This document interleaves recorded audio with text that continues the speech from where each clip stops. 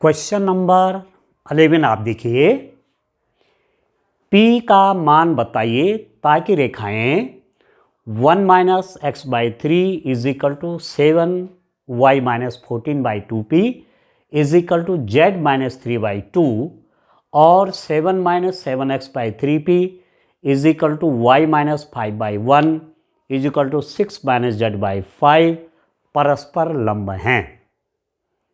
3 dimensional geometry से question है कि ये लाइन और ये लाइन यदि लंब हैं तो P की वैल्यू निकालिए। P है ना, यहाँ देखो, ये इस P की वैल्यू चाहिए, यहाँ भी P है, ठीक है ना। Find the values of P so that the lines this and this are at right angles. If this line and this line are at right angles then find the value of this P। ये दो रेखाएं परस्पर लंब हैं तो P का मान निकालिए। तो ये क्वेश्चन वैसे 2 मार्क्स का है यहाँ दिया हुआ, बट ये 4 मार्क्स का भी क्वेश्चन एग्जाम में पूछा जा सकता है इस टाइप का। ठीक हो गया। तो मेरे पास इक्वेशन है 1 minus x by 3 is equal to 7y minus 14 divided by 2p is equal to z minus 3 by 2। ठीक है। In general Cartesian equation of a line, किसी रेखा का कार्तीय समीकरण किस रूप का होता है? x minus x1 by a1 is equal to y minus y1 by b1 is equal to z minus z1 by c1। ये एक ऐसी लाइन है जो किस पॉइंट से होकर जा रही है? x1 y1 z1 से होकर जा रही है, और इस लाइन के डायरेक्शन रेशियोज इस रेखा के दिक् अनुपात a1 b1 c1 हैं। पर ये जो लाइन है वो हमको इस रूप में रखनी पड़ेगी क्योंकि ये कार्टेशियन फॉर्म में है, ये कार्तीय रूप में है। पर यहाँ देख रहा आप 1 माइनस एक्स है, हमने इसको x माइनस 1 लिखना चाहिए इस रूप में। ये 7y है, 7y नहीं, y माइनस करना पड़ेगा, ये तो ठीक है। तो मैं क्या करूँगा, मैं इसको इस रूप में रखने के लिए यहाँ से माइनस साइन कॉमन ले लेता हूँ। तो minus x minus 1 by 3, minus पहले ले लिया, x minus 1 by 3 is equal to, यहाँ से 7 कॉमन ले लेता हूँ तो y minus 2 by 2p, 7 common ले लिया, ठीक है, 7 कॉमन ले लिया तो y minus 2 by 2p is equal to z minus 3 by 2। ठीक है। या इसको मैं क्या लिख सकता हूं, x माइनस 1 बाई माइनस 3, ठीक है, माइनस में इसके साथ लिया है, इज इक्वल टू, ये जो 7 है मैं इसके डिनोमिनेटर में ले आता हूं, y minus 2 by 2p by 7।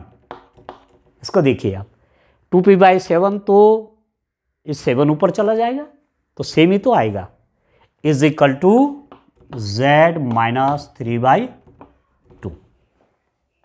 ठीक है।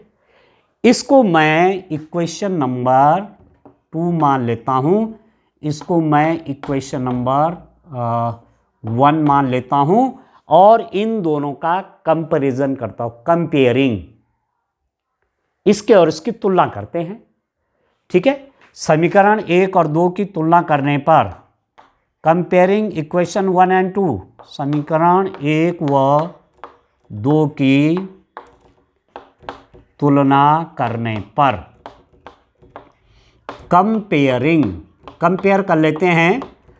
तो इनकी आवश्यकता तो है नहीं, ये लाइन कहाँ से पास हो रही है, 1 2 3 से, इसकी आवश्यकता नहीं है हमको, तो इसकी आवश्यकता है डायरेक्शन रेशियोज, दिक् अनुपात। ये भी दिक् अनुपात है, ये भी दिक् अनुपात है, तो a1 इज इक्वल टू हो जाएगा, a1 is equal to minus 3, b1 is equal to, ये b1 है, ये B1 is equal to 2p/7, C1 is equal to 2। ठीक है, तो A1 is equal to -3, B1 is equal to 2p/7 और C1 is equal to 2। तो इस line के डायरेक्शन रेशियोज निकल गए, इस लाइन के डायरेक्शन रेशियोज निकल गए। ठीक हो गया, इस रेखा के दिक् अनुपात निकल गए। ठीक हो गया। अब चलिए, अब मैं लेता हूं दूसरी लाइन, जो दूसरी लाइन हमारे पास है उसको मैं लेता हूं। देखिए आप, देखिए डियर स्टूडेंट, दूसरी जो लाइन है उसको ले लेता हूं। आप देखिए, यह है दूसरी लाइन, यह है 7 - 7x/3p is equal to y - 5/1 is equal to 6 - z/5।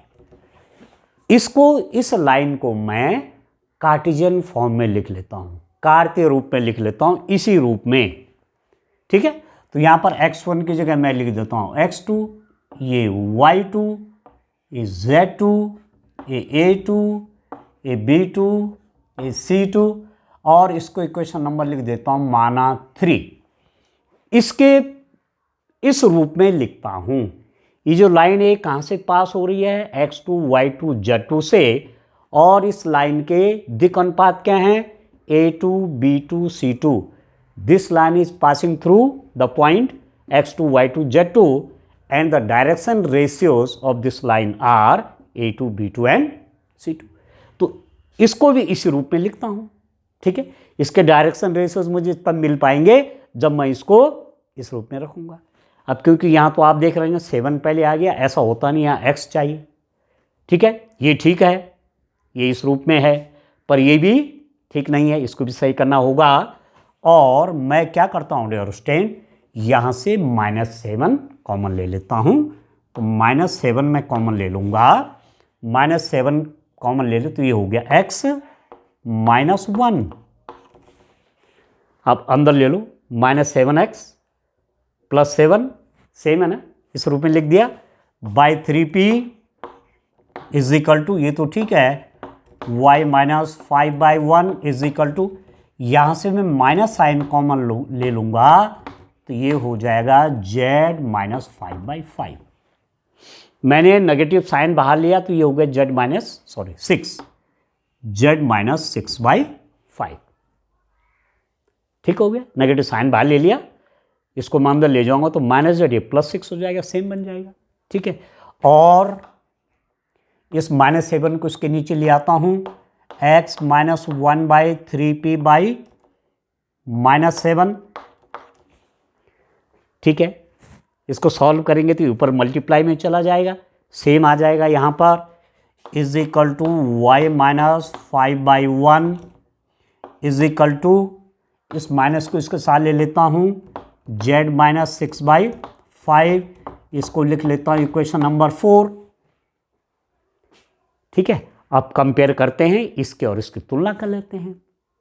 ठीक है, इक्वेशन 3 और इक्वेशन 4 की कंपैरिजन करते हैं। लाइन 3 और लाइन 4 का क्या करते हैं, कंपैरिजन करते हैं। कंपेयरिंग या तुलना करने पर जो भी आप चाहिए लिखें, comparing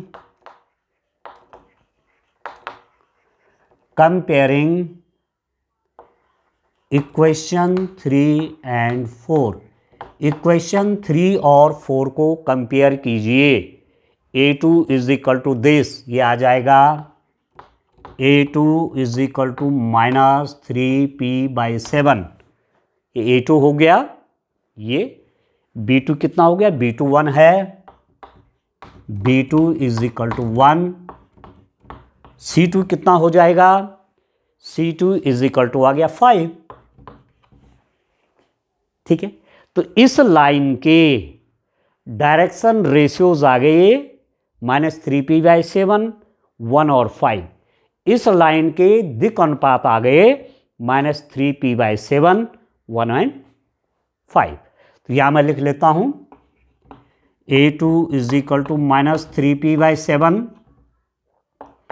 B2 is equal to 1 and C2 is equal to 5। ठीक हो गया।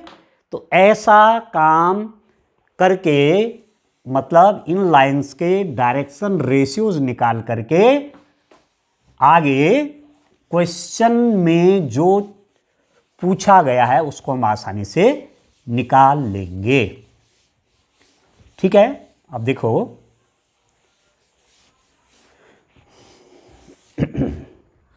क्या दिया हुआ है, रेखाएं परस्पर लंबवत हैं। ठीक है, एक दूसरे से 90 अंश का कोण बना रही है। Lines are perpendicular to each other. Two lines perpendicular होंगे कब?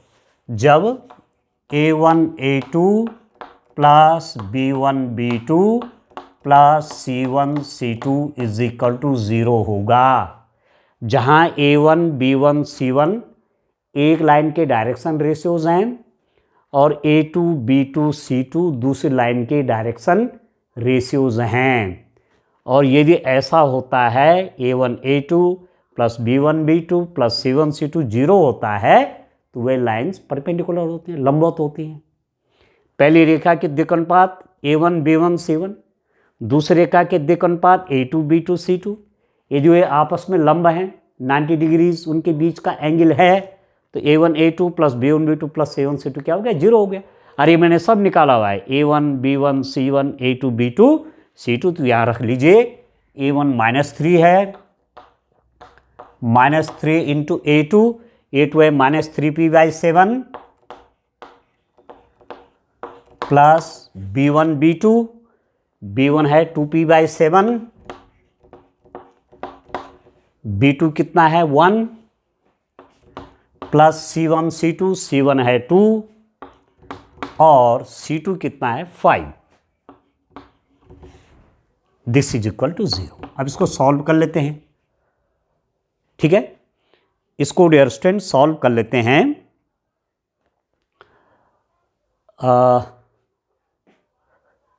थोड़ा मुझे लगता है इसमें थोड़ा गलती हो गई, इसकी वैल्यू में ये माइनस आना चाहिए, क्योंकि मैंने इसको कैसे लिखा था एक बार फिर देखिए।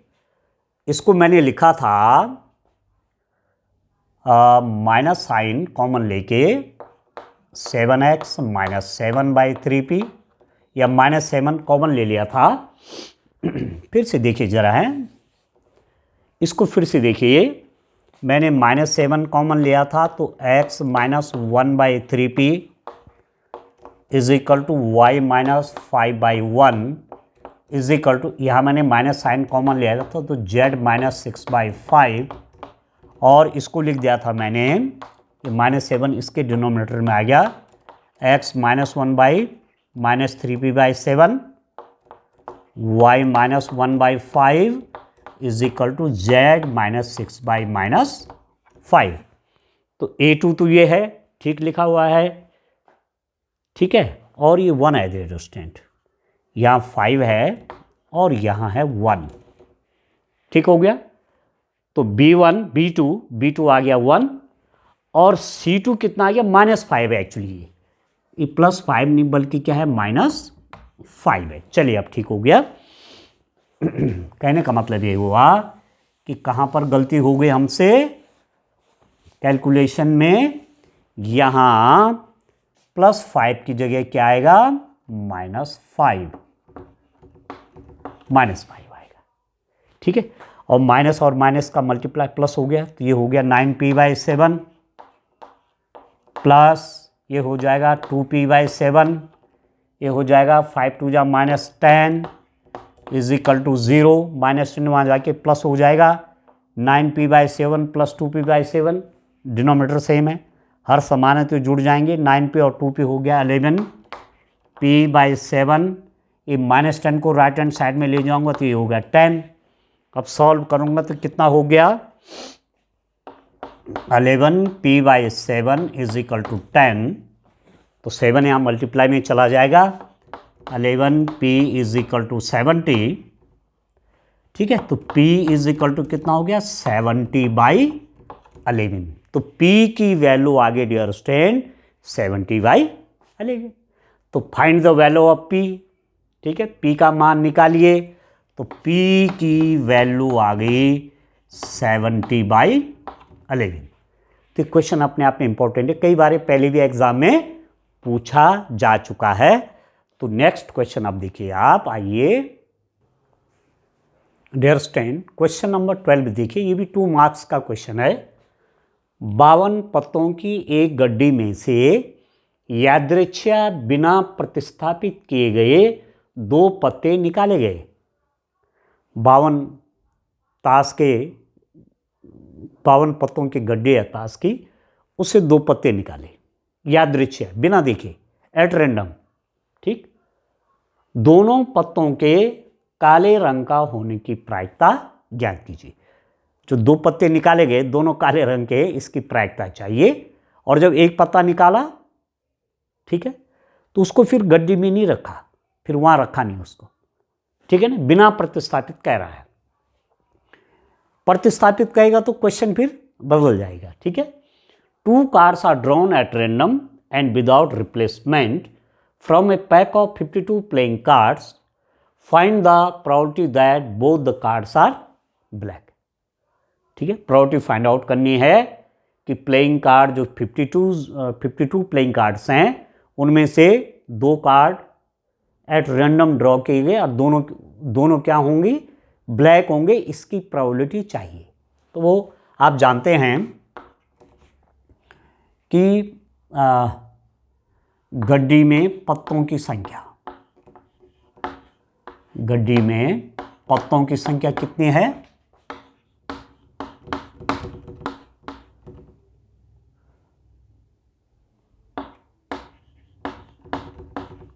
Total cards in a pack of playing cards, 2 cards are drawn at random and without replacement from a pack of, जो 52 कार्ड्स हैं, ठीक है। ये पैक ऑफ कार्ड कितना है, 52 है ना। गड्डी में पत्तों की संख्या कितनी है, 52। काले रंग के पत्ते कितने होते हैं, 2 कलर होते हैं ना।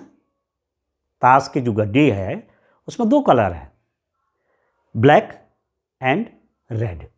तो 26 तो ब्लैक हैं और 26 ही रेड हैं। तो काले रंग के पत्तों की संख्या, काले रंग के पत्तों की संख्या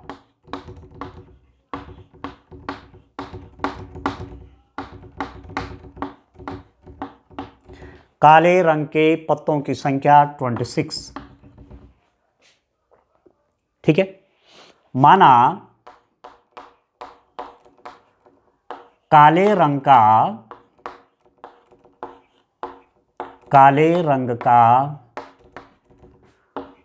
पत्ता निकलने की घटना को किससे दर्शाया गया है, बी से, बी फॉर ब्लैक, घटना को बी से दर्शाया गया है, बी से दर्शाया गया है, ठीक है। जब हम एक कार्ड ड्रॉ कर रहे हैं तो कार्ड ब्लैक कलर का होगा, इस इवेंट को हमने बी से कहा। तो काले रंग का पत्ता निकलने की प्रायिकता, काले रंग का पत्ता निकलने की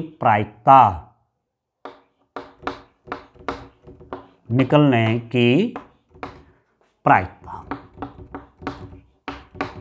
कितना हो जाएगा, probability of B is equal to 26 black card हैं, 52 टोटल कार्ड हैं, तो एक कार्ड ब्लैक निकले तो कितना हो जाएगा, 26/52, दैट इज इक्वल टू 1/2। अब क्या हुआ, जब ये कार्ड निकाल दिया, ठीक है, बिना देखे, यादृच्छा, एट रैंडम, तो अब कितने कार्ड बच गए वहाँ? 51। और एक ब्लैक कार्ड निकल गया, ठीक है। अब ब्लैक कितने रह गए? 25, ठीक है। एक काले रंग का पत्ता निकलने पर, एक काले रंग का पत्ता निकलने पर पत्तों की संख्या, गड्ढे में कितने पत्ते रह गए, पत्तों की संख्या कितनी हो जाएगी? आप बोलेंगे 51, ठीक है। 52 माइनस 1, क्योंकि वो जो निकला उसको वहाँ रखा नहीं, तो अब कितने रह गए? 51 रह गए। और काले रंग के पत्तों की संख्या, काले रंग के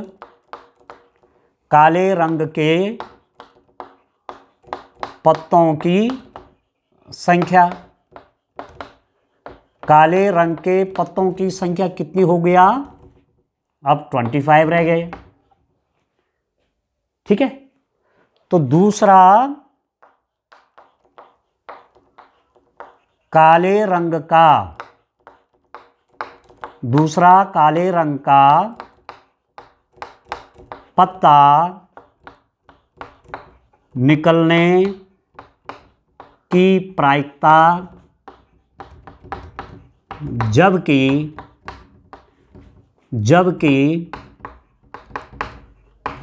पहला पत्ता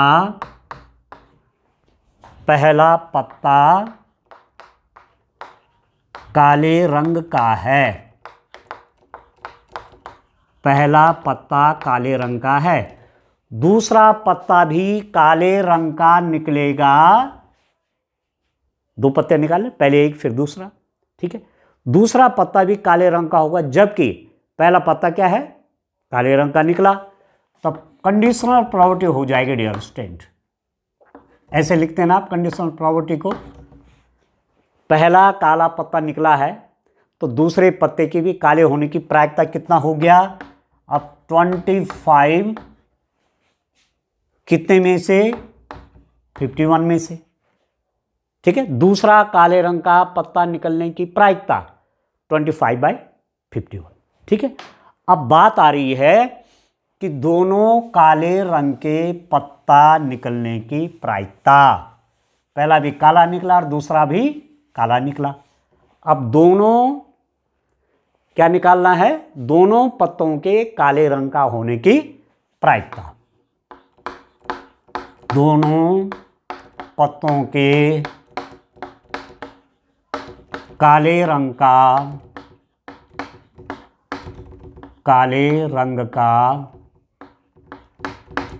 होने की प्रायिकता, काले रंग का होने की प्रायिकता।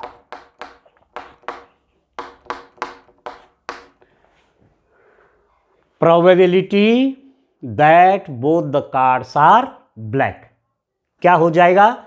अब यहां पर प्रायिकता का गुणन नियम लगेगा, मल्टीप्लिकेशन लॉ ऑफ प्रोबेबिलिटी, ठीक है ना। सक्सेसिव इवेंट हो रही हैं, ठीक हो गया। तो कितना हो जाएगा? Probability of B into conditional probability of B, ऐसे आ जाएगा डियर स्टूडेंट। इन दोनों का मल्टीप्लाई हो जाएगा। अब प्रोबेबिलिटी ऑफ बी कितना है? दैट इज 1/2 है। ये है ना, प्रोबेबिलिटी ऑफ बी कितना है? 1/2 है। तो 1/2 इंटू ये प्रोबेबिलिटी आपकी 25/51 है। ऐसी स्थिति में प्रायिकताओं का गुणनफल होता है। साइमल्टेनियस इवेंट, एक के बाद दूसरी घटना हो रही है, तो ये हो जाएगा 25/102, 25/102। इस रूप में क्वेश्चन करना है, ठीक है। चलिए नेक्स्ट क्वेश्चन सॉल्व करते हैं। आइए क्वेश्चन नंबर 13 देखिए।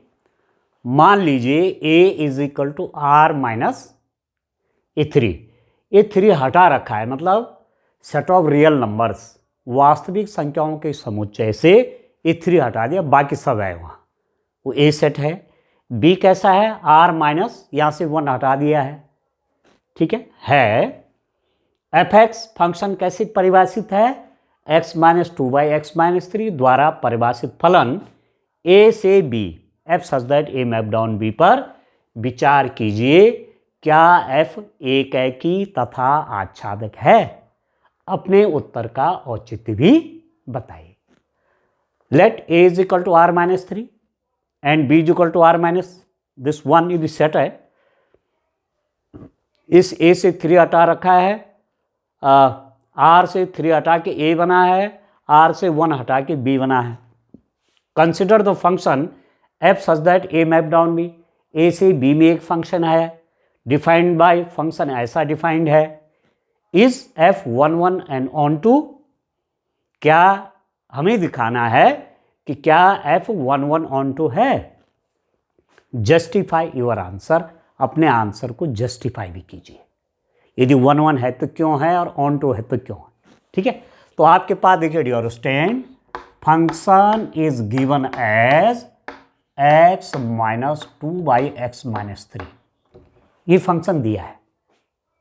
ठीक है, अब 1 1 दिखाने के लिए फंक्शन एकैक होगा, फंक्शन 1 1 होगा तो क्या लेते हैं। ठीक है, टेकिंग क्या ले लेता हूं मैं, क्या लेते हैं ऐसी स्थिति में, f(x1) को f(x2) कर लीजिए। ये अपने तरफ से करना हमको, कोई दो एलिमेंट x1 x2 की कोई दो एलिमेंट ले लिए a से, a के दो एलिमेंट है x1 x2 और fx1 इस b का एलिमेंट है, fx2 इस b का एलिमेंट है। तो माना मैंने कहा कि b के ये दो एलिमेंट इक्वल है fx1 और fx2, तो fx1 कैसे निकलेगा, जहां जहां x है आप x1 रख लीजिए, तो ये हो जाएगा x minus x1 minus 1/x1-3 is equal to, यहां x की जगह x2 करिए, x2 माइनस 2/x2-3। ठीक है, fx2 मतलब जहां जहां x है x2 रख दीजिए, तो x2 माइनस 2/x2-3। अब इसकी मल्टीप्लाई से इसकी मल्टीप्लाई से करिए, ठीक हो गया। तो क्या हो जाएगा, ये x1 minus 2 into x2 minus 3 is equal to x1 minus 3 into x2 minus 2। अब मल्टीप्लाई करिए, x2 की मल्टीप्लाई इससे भी होगी और इससे भी होगी, तो x1 x2 माइनस 2x2, अब माइनस 3 से करिए, minus 3x1 minus minus plus plus 6। ठीक है, मल्टीप्लाई कर रहा हूं, x2 से इसके साथ मल्टीप्लाई करिए, कितना हो जाएगा, x1 x2 माइनस 3x2, फिर माइनस 2 से हो जाएगा माइनस 2x1 और माइनस माइनस प्लस क्या हो गया 6। अब देखो x1 x2 left hand side में, x1 x2 right hand side में कट जाएंगे, ये कट गया। ठीक है, प्लस 6 यहाँ भी है, प्लस 6 से आए, इसको भी काट दीजिए, ये कैंसिल हो जाएंगे। ठीक है, अब क्या क्या बचा, यहाँ देखो, यहाँ बच गए मेरे पास minus 2x2 minus 3x1 is equal to, यहाँ बच गया माइनस 3x2 माइनस 2x1। ठीक हो गया। अब क्या करते हैं, ऐसा करते हैं, इसको तो ले आता हूं मैं यहां और इसको ले जाता हूं मैं वहां, तो ये माइनस 3x1 वहां जाएगा तो प्लस हो जाएगा, और ये माइनस 3x2 यहाँ आएगा तो प्लस हो जाएगा। तो ये यहाँ के प्लस हो गया 3x2, ये अपनी जगह पे है, minus 2x2 is equal to, ये माइनस 3 वहाँ जाके प्लस हो गया और माइनस 2x1, तो this implies that 3x2 minus 2x2 कितना हो गया, x2 is equal to 3x1 minus 2x1 कितना हुआ, x1। तो इसका मतलब क्या हुआ, x1 is equal to x2। अब यहां पर ध्यान दीजिए, मैंने क्या कहा कि fx1 is equal to fx2। मैं कह रहा हूं कि माना इस b के दो एलिमेंट सेम है,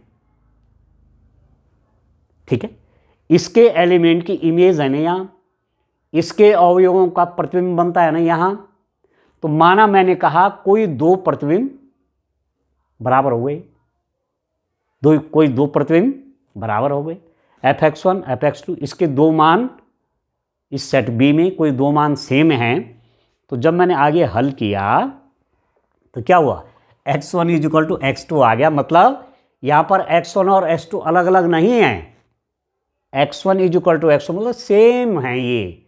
इसका मतलब दो एलिमेंट टू इमेजेस सेम नहीं है, वो एक ही एलिमेंट की इमेज है। जैसे मैं आपसे कह रहा हूं कि माना मैं यहाँ एक सेट ए ले लिया, एक बी ले लिया, और मैं कह रहा हूँ 1 2, और यहाँ पर माना 3 4 है, तो 1 भी 3 पे है, 2 भी किस पे 3 पे है, तो ये 1 1 नहीं है, ये मैनी 1 हो गया। ठीक है ना, ये 1 1 नहीं है, क्या हो गया, मैनी 1 हो गया। तो यहाँ पर क्या हुआ, इसकी इमेज भी 3 और इसकी इमेज भी 3, इसका प्रतिबिंब भी 3 और इसका प्रतिबिंब भी 3। तो यहाँ पर आप देख रहे हैं कि f1 इज इक्वल टू 3 और f2 इज इक्वल टू 3।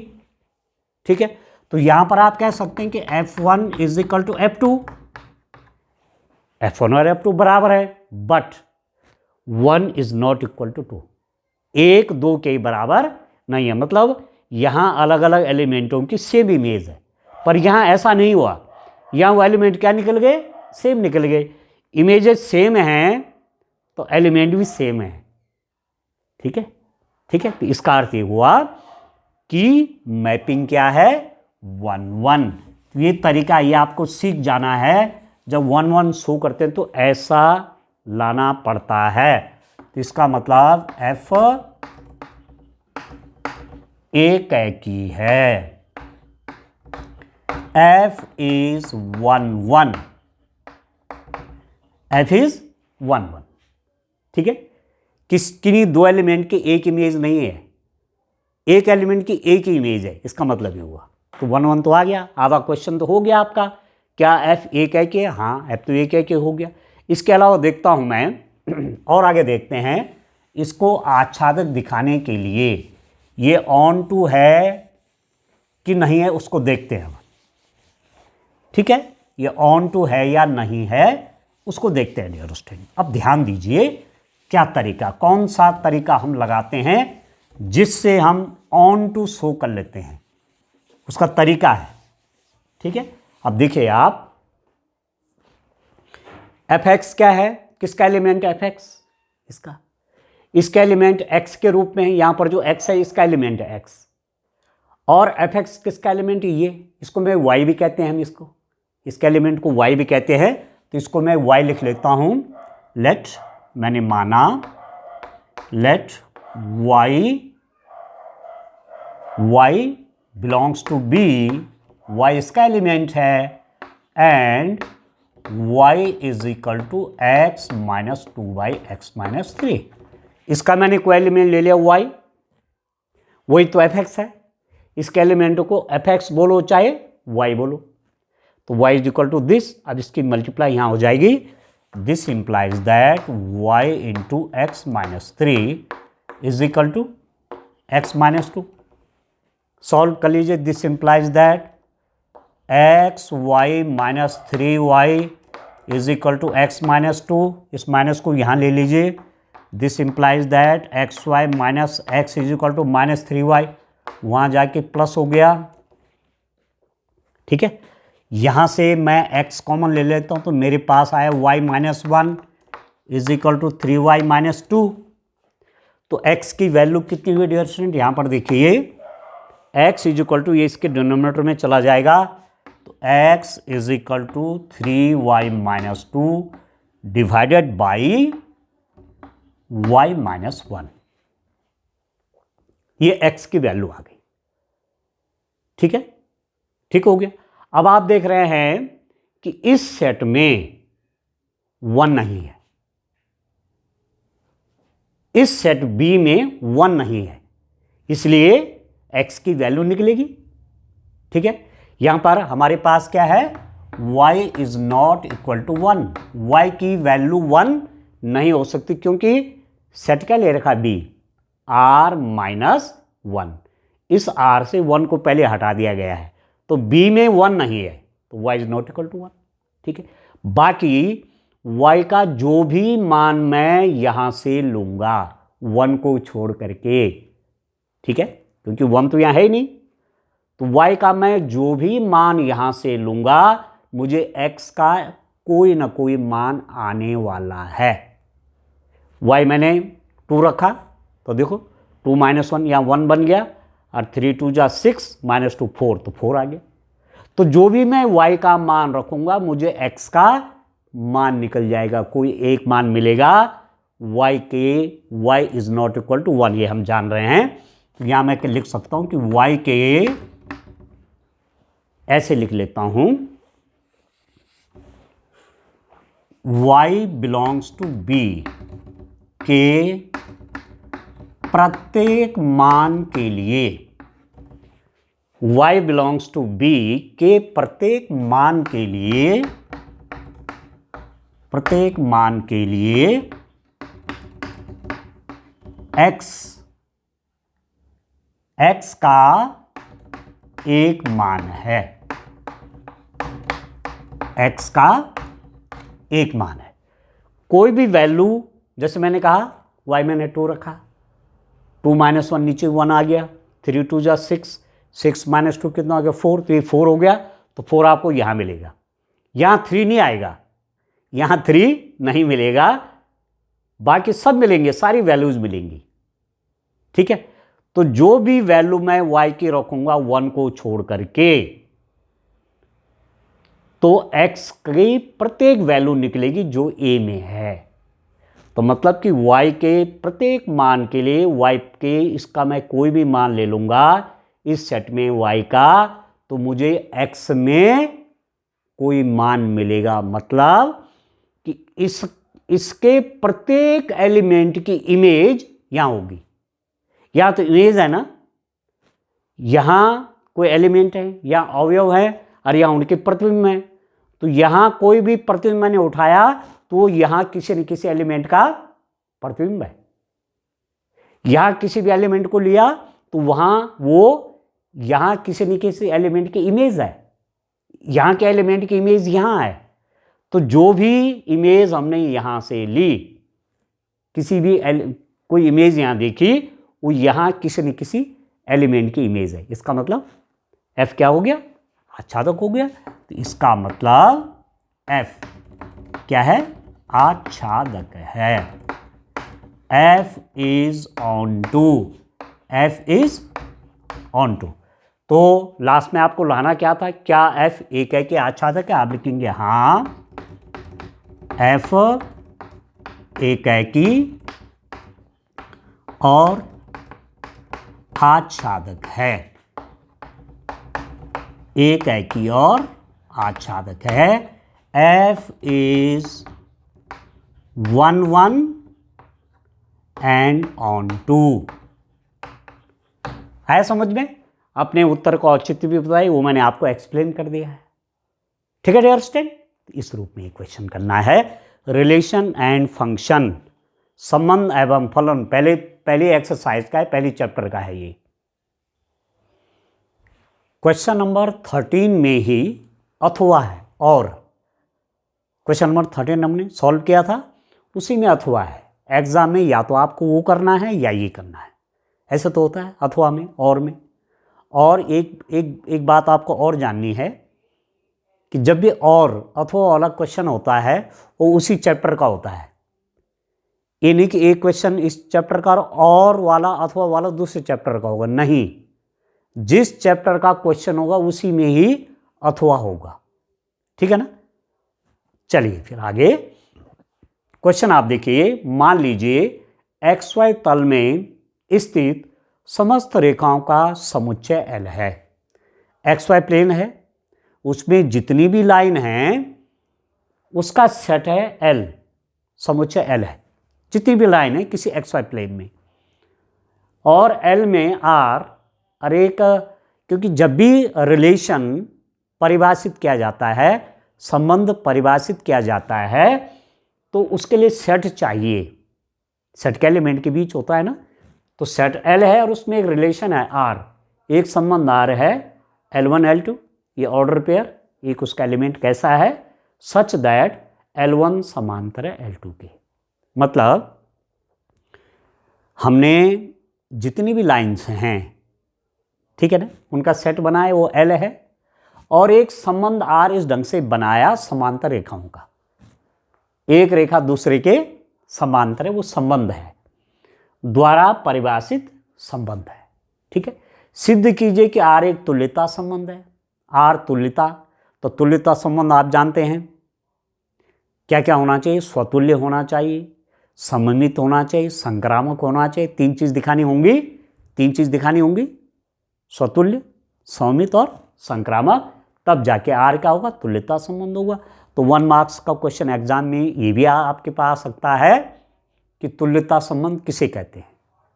तो जो संबंध स्वतुल्य, सममित और संक्रामक है वह तुल्यता संबंध कहलाता है। ठीक है, फिर उसके आगे है रेखा y = 2x+4 से संबंधित समस्त रेखाओं का समुच्चय ज्ञात कीजिए।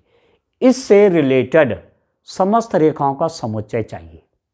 ठीक है, अब आप देखो, let L be the set of all lines in XY plane. XY plane में जितनी भी लाइन्स हैं उसका एक सेट बनाया वो L है, and R be the relation, और एक संबंध ले रखा है किसमें? L से, क्योंकि L में क्या है? ऑल लाइन्स हैं, हर प्रकार की वहाँ लाइन है।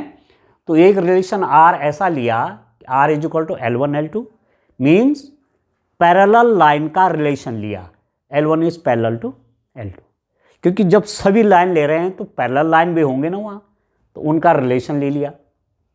So that R is the equivalence relation.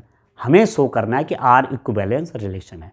और इक्विवेलेंस रिलेशन आप जानते हैं, a relation which is reflexive, which is symmetric, which is transitive is an equivalence relation. It means equivalence relation दिखाना चाहते हैं तो रिलेशन को रिफ्लेक्सिव दिखाना पड़ेगा, सिमेट्रिक दिखाना पड़ेगा और ट्रांजिटिव दिखाना पड़ेगा। एक क्वेश्चन तो यहाँ हो गया। उसके आगे और भी है, find the set of all lines related to this line. इस लाइन से रिलेटेड लाइन का सेट बनाना है। ठीक हो गया। अब चलिए, मेरे पास क्या है? संबंध है L में, सेट L में, इन सेट L R =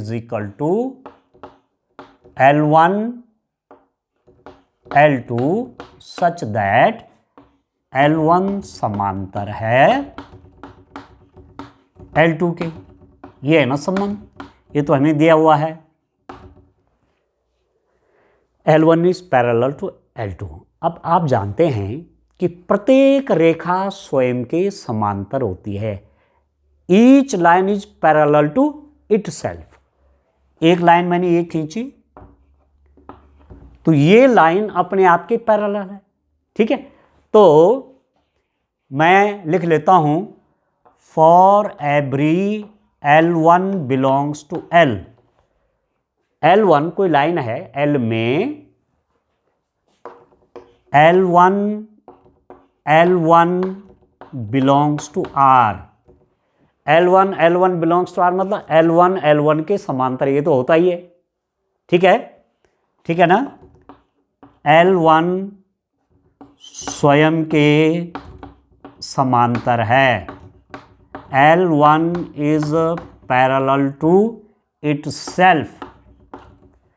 तो इस टाइप के L1 L2 belongs to R, L2 belongs to R, इस टाइप के प्रत्येक रेखा अपने के समांतर होती है। इसका मतलब दिस इंप्लाइज दैट R क्या है? R क्या है? स्वतुल्य। R स्वतुल्य है। ठीक है, R क्या है? रिफ्लेक्सिव। R is reflexive. एक चीज तो होगी कि R स्वतुल्य है। दूसरा आप देखिए, for every L1 L2 belongs to L, क्योंकि लाइन तो हमने सेट से लेनी है ना, जो समुच्चय है लाइन्स तो वहां से लेनी पड़ेंगी। तो L1 L2 दो लाइन ले ली मैंने यहां। ठीक है, एंड और क्या बात मैं कह रहा हूं कि L1 L2 belongs to R। दो लाइनें ली, L1 और L2, और मैं कह रहा हूं कि ये L1 L2 के समांतर है। दिस इंप्लाइज दैट यदि R में L1 L2 है, ये ऑर्डर पेयर है, एक क्रमित युग्म है, तो इसका मतलब हुआ L1 समांतर है L2 के। यदि मैंने L1 L2 कहा कि belongs to R, L1 L2 R में है, तो इसका मतलब L1 L2 के समांतर है। यदि L1 L2 के समांतर है तो क्या रिजल्ट निकलता है? This implies that L2 L1 के समांतर है। ठीक है, एक लाइन L1 है, दूसरी लाइन L2 है, L1 L2 के पैरेलल है, तो this implies that L2 will also be parallel to L1। L1 L2 के समांतर है तो L2 भी L1 के समांतर होगी। ठीक है, तो दिस इंप्लाइज दैट, इसका मतलब क्या हुआ? R सममित है, R इज सिमेट्रिक। सममित मतलब सिमेट्रिक, R सममित है, R इज सिमेट्रिक। यह हमने लिखा था R स्वतुल्य, रिफ्लेक्सिव, R इज रिफ्लेक्सिव। दो चीज हो गई, रिलेशन स्वतुल्य भी निकल गया, सममित भी निकल गया, मीन्स रिफ्लेक्सिव भी हो गया और सिमेट्रिक भी हो गया। अब और आगे बढ़ते हैं डियर स्टूडेंट। ठीक है, और आगे बढ़ते हैं। देखिए, ये दो चीजें तो निकल गई कि संबंध स्वतुल्य भी है, संबंध सममित भी है, रिलेशन रिफ्लेक्सिव भी है, रिलेशन सिमेट्रिक भी है। ये तो हमें मालूम चल गया। अब देखो फिर लेट, अब मैं क्या करता हूं, L1 L2 L3 belongs to L। मैंने यहां से तीन लाइनें ले ली, कोई भी L1 L2 L3 कहाँ L में हैं, एंड और L1 L2 belongs to R।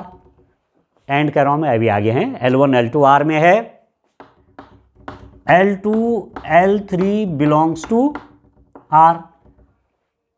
एक ऑर्डर पेयर ले लिया, L1 L2 R में है, मतलब L1 L2 के समांतर है और L2 L3 के समांतर है। ठीक है, ये भी R में है, ये भी R में है। इसका मतलब क्या हुआ? मतलब यहां पर हुआ कि L1 समांतर है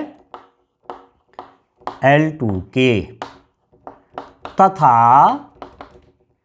L2 समांतर है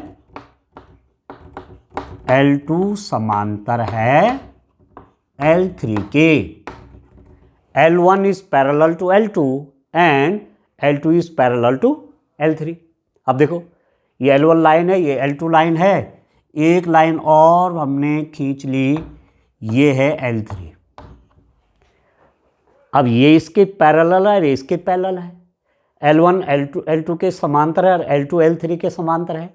L1 is parallel to L2 and L2 is parallel to L3। इसका मतलब क्या हुआ? L1 L3 के पैरेलल हुआ कि नहीं हुआ? ठीक है, L1 is parallel to L3, L1 L2 के समांतर है, L2 L3 के समांतर, इसका मतलब L1 L3 के समांतर है। तो this implies that L1 L3 के समांतर है। ठीक है, this implies that L1 L3 belongs to R। L1 L2 belongs to R, L2 L3 belongs to R। This implies that result निकल गया कि L1 L3 belongs to R। ठीक है, इसका मतलब क्या हो जाएगा? R क्या हो जाएगा? संक्रामक है। ये संक्रामक relationship. R is transitive, R transitive भी है, R संक्रामक भी है।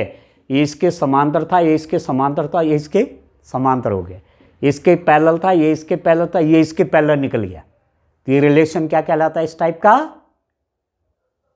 ट्रांजिटिव। ठीक है, तो मेरे पास क्या क्या आया आप यहां देख रहे हैं कि पहले हमने दो बातें पहले निकाल दी थी, एक और निकाल दी। हमारे पास अब कितनी बातें हो गई? 3 हो गई। क्या क्या बातें हुई? यहां मैं लिख लेता हूं। R स्वतुल्य है, आर स्वतुल्य, रिफ्लेक्सिव, सममित, सिमेट्रिक,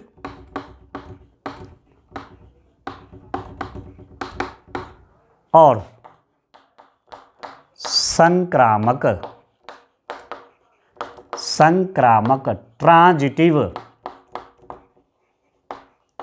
ट्रांजिटिव है।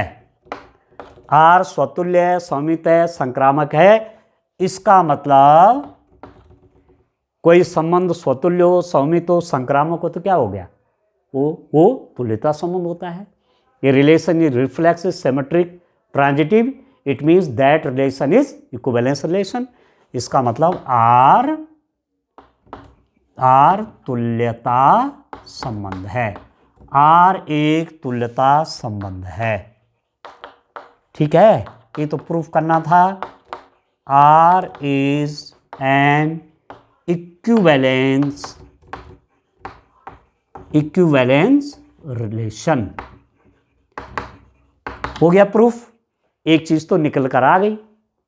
अभी क्वेश्चन ये पूरा नहीं हुआ, अभी यही तो हुआ और आगे भी पूछ रहा है, उसको भी करते हैं डियर स्टूडेंट। ठीक हो गया, चलिए तो इसको तैयार कर लीजिए। इस टाइप के क्वेश्चन आते हैं। एक क्वेश्चन वहाँ परपेंडिकुलर का है, लाइंस परपेंडिकुलर हैं, तो वहाँ भी आपको कई चीज़ें समझनी हैं। उसमें जब लाइन परपेंडिकुलर हो जाती हैं तो वो स्वतुल्य नहीं होती, रिफ्लेक्सिव नहीं होती, ट्रांजिटिव नहीं होती हैं, पर वो क्या हो जाती हैं, सिमेट्रिक, सममित हो जाती हैं। जब यही संबंध समांतर की जगह लंबवत का होगा तो वो संबंध स्वतुल्य नहीं होगा, रिफ्लेक्सिव नहीं होगा, पर वो सिमेट्रिक होगा। ठीक है, सममित होगा, क्योंकि एक रेखा दूसरे के समांतर है तो दूसरी रेखा भी पहले के समांतर, एक रेखा दूसरे के लंबवत है तो दूसरी रेखा पहले के लंबवत हो जाती है। ठीक है ना, तो सिमेट्रिक, सममित तो है, पर वो संक्रामक भी नहीं होती है, ट्रांजिटिव भी नहीं होता, तो उसको भी देख लेना आप। ठीक है, वो क्वेश्चन भी आपको एग्जाम में आ सकता है। अब मेरे पास ये कहा जा रहा है कि y = 2x + 4 एक लाइन है, कोई रेखा का समीकरण है। रेखा y = 2x + 4 से संबंधित समस्त रेखाओं का समुच्चय ज्ञात कीजिए। इसके जैसा रेखाओं का समुच्चय निकालिए, इस जैसा। ठीक है, find the set of all lines related to this, इससे रिलेटेड लाइन्स का सेट निकालिए। अब आप देखो, ये तो लाइन है, रेखा का समीकरण है। कैसे मालूम चला मुझे कि रेखा का समीकरण है?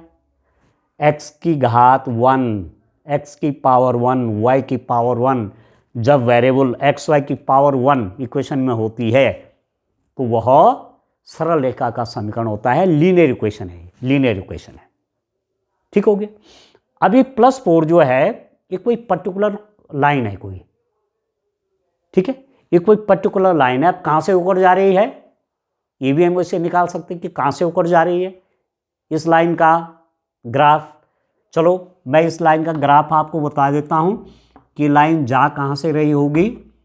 देखिए, उधर आप जब लीनियर प्रोग्रामिंग पढ़ते हैं ना तो वहाँ भी आपको ग्राफ ट्रेस करना पड़ता है, तो उसको हम उस रूप में रखते हैं, अंतःखंड रूप में, इंटरसेप्ट फॉर्म में। तो इसको मैं किस रूप में रख रहा हूँ? दिस इम्प्लाइज दैट इसको ले जाता हूँ यहाँ और इसको लाता हूँ यहाँ, तो मेरे पास हो जाएगा 2x - y = -4। इसको यहाँ ला कर, ये तो नेगेटिव होगा, और इसको यहाँ ला के ये भी नेगेटिव बन गया। या इसको मैं -4 से डिवाइड करूँगा तो 2 / -4x - y/-4 = 1, या ये हो जाएगा x/-2 + y/4 = 1। ठीक है, ये क्या है? इंटरसेप्ट फॉर्म, अंतःखंड रूप में है ये लाइन। तो ये लाइन क्या कहती है? x एक्सिस पर -2 का इंटरसेप्ट। तो -2 x एक्सिस में कहाँ होगा? आप देखो 1 -2, ये -2 यहाँ होगा ना x एक्सिस में, और y एक्सिस पे 4 का इंटरसेप्ट, तो 1 2 3 4 ये, तो एक्चुअली ये लाइन ऐसी होनी है, ऐसी, ये, ठीक है, ये लाइन आपकी इस रूप की है, ठीक है। अब आपको क्या करना है कि इसके पैरेलल जितनी भी रेखाएं होंगी, इसके समांतर जितनी भी रेखाएं होंगी, इसके समांतर जितनी भी रेखाएं होंगी डियर स्टूडेंट, उसका समुच्चय चाहिए। अब इसके समांतर रेखाएं कौन होंगी? ऐसी हो सकती है, ऐसी हो सकती है, ऐसी हो सकती है, ऐसी हो सकती है, इनफाइनाइट लाइन्स आ सकते हैं इसके पैरेलल, इसके समांतर अनंत रेखाएं हो सकती हैं। तो तरीका क्या है? मैं लिखूंगा y is equal to 2x plus 4 के समांतर रेखाएं, समांतर रेखाओं का समुच्चय, ठीक है, रेखाओं का समुच्चय क्या हो जाएगा dear student? set of lines related to this, find the set of all lines related to this। इस जैसा मतलब ऐसी है ना, तो इस जैसा कौन सी लाइन हो सकती हैं जो इसके पैरेलल होंगी? तो क्या अंतर होगा उनमें? वो लाइन हो जाएंगी y is equal to 2x plus C. y is equal to 2x plus C जो लाइनें होंगी 2x प्लस सी, ये आर्बिट्री कांस्टेंट है, ठीक है ना, स्वेच्छ अचर कहते हैं इसको, क्योंकि c का मान 1 भी हो सकता है, 2 भी हो सकता है, 3 भी हो सकता है, 4 भी हो सकता है, जो चाहो वो हो सकता है। तो ये तो एक पर्टिकुलर लाइन शो कर रही है, पर ये पूरा क्या शो कर रहा है? इस सेट शो कर रहा है, क्योंकि इसमें अनंत रेखाएं इसके अंदर समावित हैं। c को अलग अलग मान दे करके अलग अलग लाइन आएंगी। c मैंने कुछ रख दिया तो ये हो सकता है, c कुछ और रख दे तो ये आ सकती है, c कुछ और रख दे तो ये आ सकती है। आगे समझ में? तो ये भी क्वेश्चन यदि पूछा जाएगा तो 4 मार्क्स का आएगा डियर स्टूडेंट। चलिए क्वेश्चन नंबर 14 देखिए, ये भी 4 मार्क्स का क्वेश्चन है और जो मैट्रिसेस वाला चैप्टर आपका है आव्यूह, उससे रिलेटेड है। इफ यदि a की वैल्यू दे रखी मैट्रिक्स है 2/2 की, आव्यूह है 2/2 का, and I is equal to this, I मतलब आइडेंटिटी मैट्रिक्स, तत्समक आव्यूह, ये भी आपको दिया हुआ है। और क्या दिया हुआ है कि a² is equal to k minus 2i, ये भी दिया हुआ है। तो k का मान ज्ञात कीजिए, इसमें जो k है उसको फाइंड आउट कीजिए, find the value of k। a दिया हुआ है, i दिया हुआ है, ये दिया हुआ है, तो हमको k की वैल्यू चाहिए। तो पहले मैं a² निकाल लेता हूँ, ठीक है ना। तो a² कैसे निकलेगा डियर स्टूडेंट? a मुझे मालूम है 3 4 -2 -2। a² आप जानते क्या होता है? a² is equal to, a को a से मल्टीप्लाई करेंगे तो a² आ जाएगा, तो ये हो गया कितना? 3 4 -2 और -2, और फिर 3 4 -2 और -2। मैट्रिक्स का एडिशन, सब्ट्रैक्शन, मल्टीप्लिकेशन, ये सब सीख लीजिए, ठीक है, एग्जाम में कोई ना कोई क्वेश्चन आएगा, ठीक है। तो आव्यूहों का जोड़, घटाना और गुणा। तो आव्यूहों का जोड़ और घटाना कब होता है? जब उनके ऑर्डर सेम होते हैं।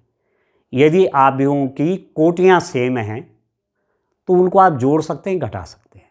कोटियां मतलब rows is equal to rows, column is equal to column.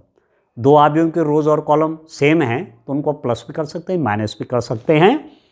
पर मल्टीप्लिकेशन के लिए अलग चीज़ है कि यदि कोई ए मैट्रिक्स है वो m/n ऑर्डर की है, बी मैट्रिक्स है n/p ऑर्डर की है, तो इनका मल्टीप्लाई हो जाएगा, ये n और ये n आपस में बराबर है।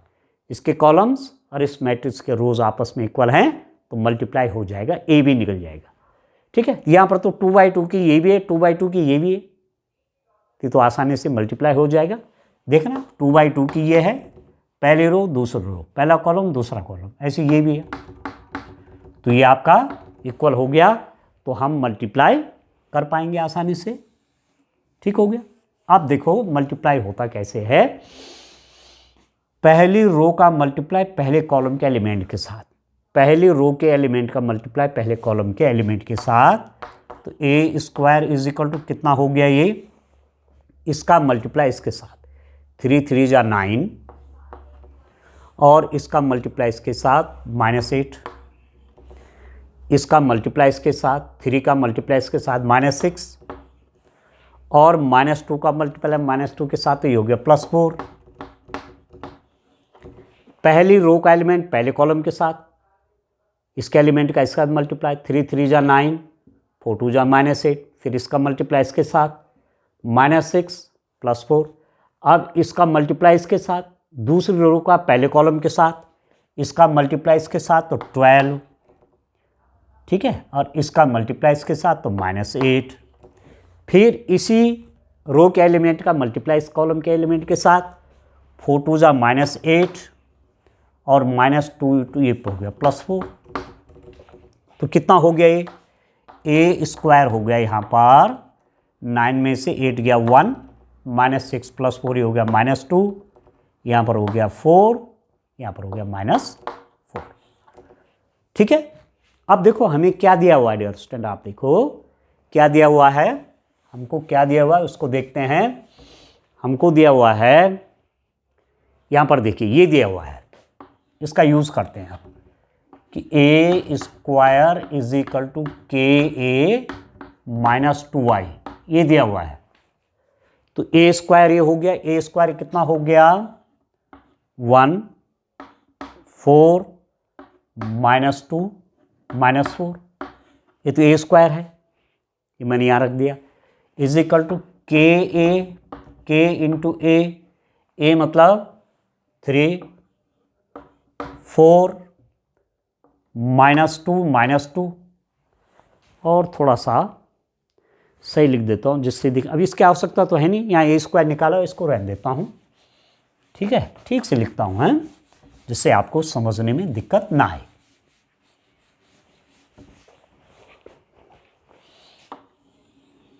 हमें दिया हुआ है A square is equal to KA -2i, A square कितना ये है, ए स्क्वायर 1 4 -2 -4, ठीक, is equal to K into A क्या है, ए है हमारे पास 3 4 -2 -2, देखो आई क्या है, ये दिया हुआ है 1 0 0 और 1, ठीक है।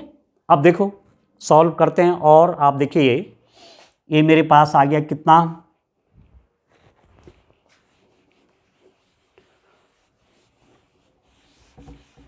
ये मेरे पास कितना आ गया, आप देखिए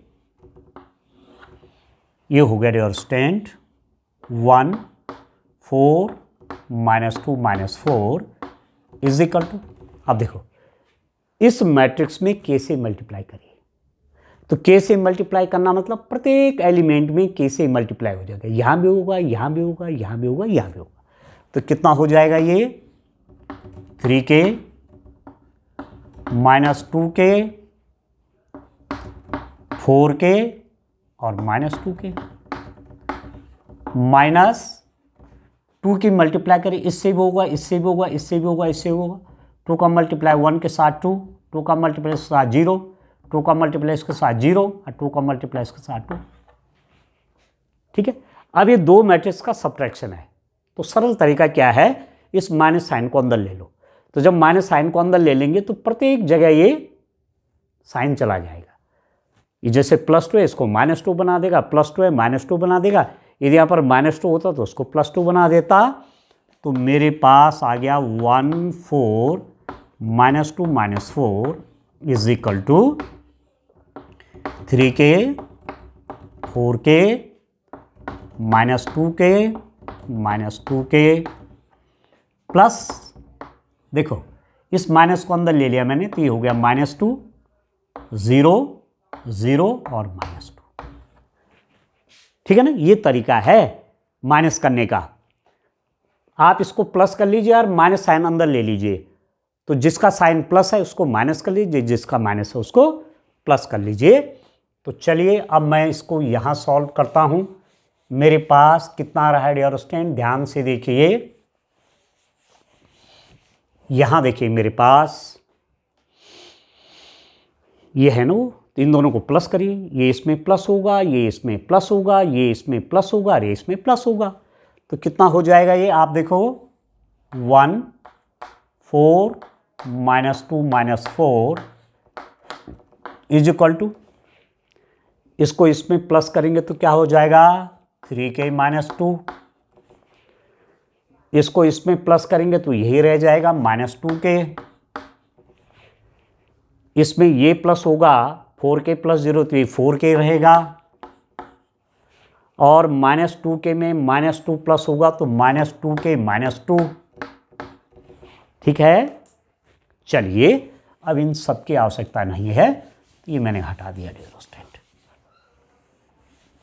ठीक हो गया, ये आपके पास एक मैट्रिक्स आ गई। अब 2 matrices are equal. 2 matrix equal कब होती हैं? 2 मैट्रिसेस इक्वल तब होती हैं जब उनके एक तो कोटियां समान हो, ऑर्डर सेम होनी चाहिए, और करस्पॉन्डिंग एलिमेंट भी समान होनी चाहिए। संगत अवयव भी समान और कोटियां भी समान, order same, corresponding element same. तो इसका ऑर्डर क्या है 2/2, 2 रो हैं 2 कॉलम है। इसका ऑर्डर भी है 2/2, 2 रोज हैं 2 ही कॉलम्स हैं। ठीक है, और इक्वल टू का साइन है बीच में, इसका मतलब ये इसके बराबर है, ये इसके बराबर है, ये इसके बराबर है, ये इसके बराबर है। तो मैं क्या कर देता हूँ, इसको इसके बराबर कर लेता हूँ, क्योंकि मुझे तो k का मान चाहिए। तो 4k = 4 से डिवाइड कर लीजिए, k = कितना हो गया 1। तो आपको k की वैल्यू चाहिए थी तो 1 आ गया। इससे भी निकाल सकते हैं, दिस इज इक्वल टू 1, किसी से भी निकाल सकते हैं। तो हमको ज़्यादा से क्या करना है, ठीक है, इससे भी निकाल सकते हैं। तो आप देखिए 3k -2 = 1 होना चाहिए, -2 आ जाएगा प्लस हो जाएगा, तो -2 + 1 3, तो यहाँ से भी k = 1 आ जाएगा। यहाँ से करना चाहेंगे तो यहाँ से भी आ जाएगा, इससे करना चाहेंगे तो इससे भी आ जाएगा, -2k = -2 तो k = 1। इससे करना चाहोगे तो यहाँ से भी k = 1 आएगा। तो एक ही जगह देखना है, ठीक है। तो k की वैल्यू कितनी हो गई 1 हो गई। तो ये 4 मार्क्स का क्वेश्चन है, ठीक है। अब आप देखिए